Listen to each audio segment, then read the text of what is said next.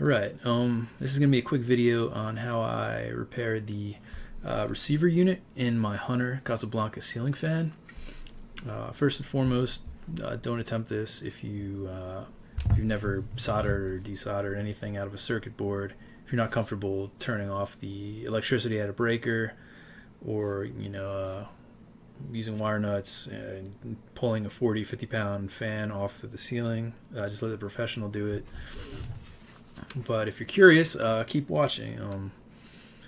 You might be asking why I just didn't replace this unit when it went bad. It's a good question. The various they stopped making these a couple years ago, and in the aftermarket, the cheapest I saw was $150. So me being the person that I am, I figured I would give it a shot and open this up. 1, 2, 3 jeweler screwdriver and see if I could find what was wrong.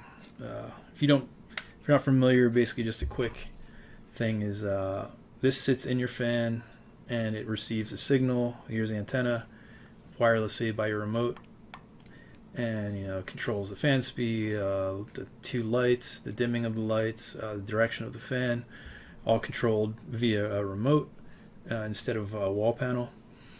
And the first thing, if it stops working, is you want to check the batteries in this, and if you can actually see the light on top there still working, it's pretty good. The idea that this is still good, and that means the receiver has probably gone bad in the ceiling fan, and like opening this up and fixing parts on this is not that hard, but getting to it might be very hard in your situation. Like my ceiling's only maybe 8 feet in this room, but and another one in the house is like all the way up, like 20-foot vaulted ceiling. But there's various parts in here you can check with a multimeter. Your little triac semiconductor things, your relays, capacitors, resistors, whatever. But in my case, it was a bad capacitor. It was pretty obvious to spot. But I'll show you that in the next part of the video. Okay, what we're looking at now is the internal of the receiver. You can see the various capacitors, the transformer, relays. This is the troublemaker for me. Here's the part number, 85662. Fan receiver takes your signal from your remote and turns on your lights, or adjusts the speed of the blades, or even reverses them on this model, I think.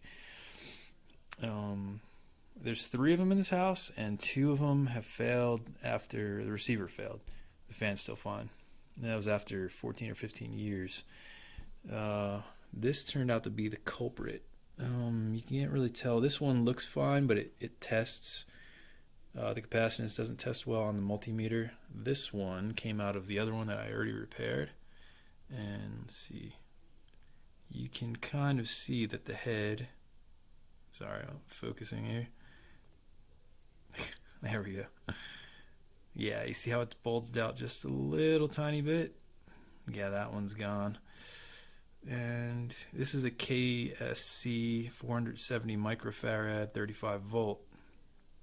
I just went on Amazon and found a comparable, same farads and volts, but it's a little bit different in terms of temperature rating and size, as you can see, but it's not a real big deal. There's various brands I saw. I just went with this one, Bojack. And to fix it, all you have to do is unsolder this one and resolder the new one. You tell when you do a capacitor, the negative side right here with the stripe going down it is right here on this board. It's on the right side here. If you can see on the actual board, it has a plus on that, so it tells you which side to put it in. You'll need your soldering iron, some flux, maybe solder sucker or solder wick if you got that, to take the solder out when you do it. And it's fairly easy. This only cost me $6 or $7, and I got a bunch of these. And this kind of part, will be useful in other various electronic devices like monitors, televisions. These capacitors they wear out the electrolytic material after a certain time. So if your receiver suddenly stops working, this right here could be a culprit.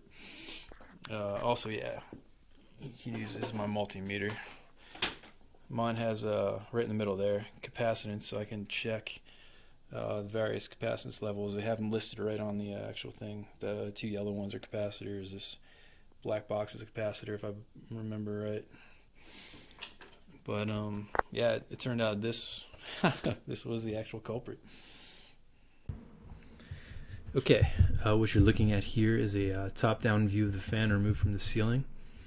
The cover that holds it to the ceiling, the frosted glass top, and just a few other various parts that go on the main pipe in the middle there, like the bar and the plastic end that keeps it from moving and rotating.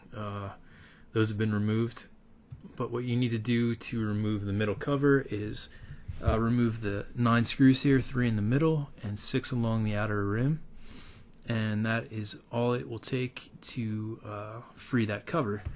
And then if you notice the 3 green circles, that is where the light bulbs plug in and get powered from. You'll have to unplug those as well, and then the cover should just freely slide off. Okay, now here is the with the cover removed, and you can notice the crescent-shaped receiver below. I've circled both screws that hold it to the actual fan.